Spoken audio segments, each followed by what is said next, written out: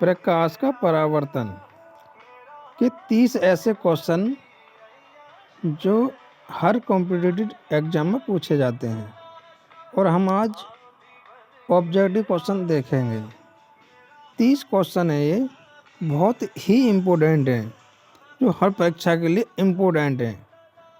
तो प्रकाश का परावर्तन किसे कहते हैं?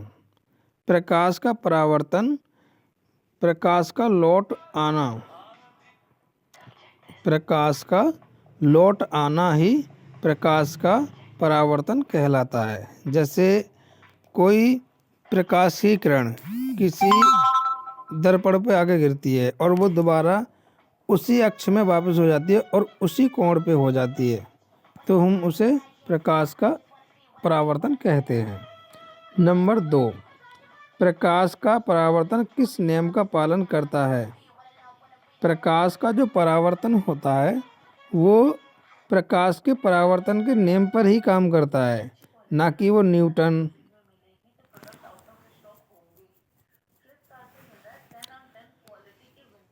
देखो न्यूटन का नियम तो होगा नहीं प्रकाश के परावर्तन में।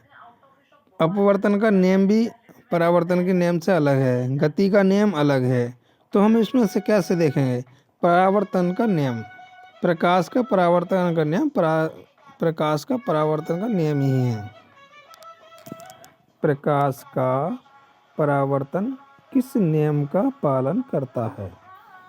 प्रकाश का परावर्तन प्रकाश का नियम का ही पालन करता है। आगे तीसरा क्वेश्चन, प्रकाश के कितने नियम होते हैं? प्रकाश के 2 ही नियम होते हैं।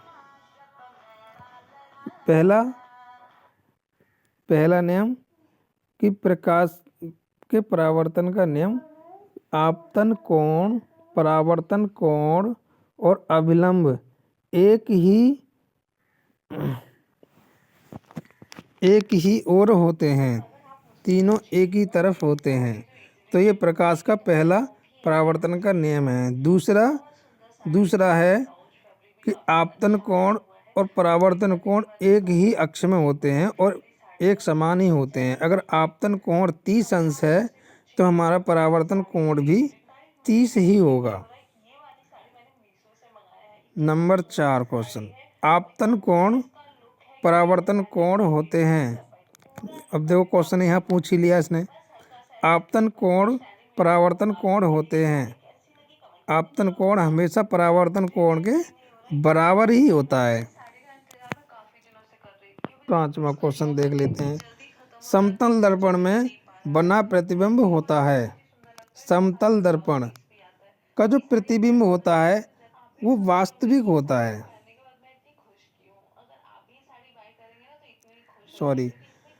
समतल दर्पण का जो प्रतिबिंब होता है वह आभासी होता है, ठीक है, काल्पनिक होता है। जैसे हम शीशे के सामने खड़े हो जाते हैं तो हमारा जो प्रकाश की जो किरण पड़ती है हमारे ऊपर, तो उसका प्रतिबिंब हमारे शीशे में बनता है, तो उसको ही हम आभासी प्रतिबिंब कहते हैं।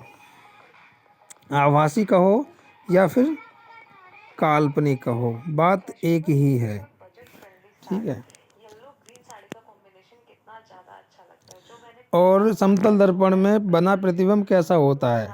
समतल दर्पण में जो प्रतिबिंब बना होता है वह सीधा होता है और वस्तु के बराबर का ही होता है, ठीक है। समतल दर्पण में प्रतिबिंब का आकार होता है। समतल दर्पण में देखो, समतल दर्पण जो होता है वह समतल दर्पण में वस्तु का प्रतिबिंब वस्तु का आकार के बराबर का ही होता है, वस्तु के बराबर, ठीक है। 7वां क्वेश्चन देख लेते हैं हम, समतल दर्पण में पार्श्व उल्टा होता है। हाँ जी, पार्श्व उल्टा होता है। पार्श्व का मतलब है अगर हम किसी शीशे के सामने खड़े हैं, अगर हम अपना बायां हाथ हिलाएंगे तो वो अपना दायां हाथ हिला के दिखाएगा हमें, तो यही हमारा पार्श्व है। अगर हम ऐसे ये वाला हाथ हिलाएंगे तो अपना बायां हाथ दिखाएगा, ठीक है।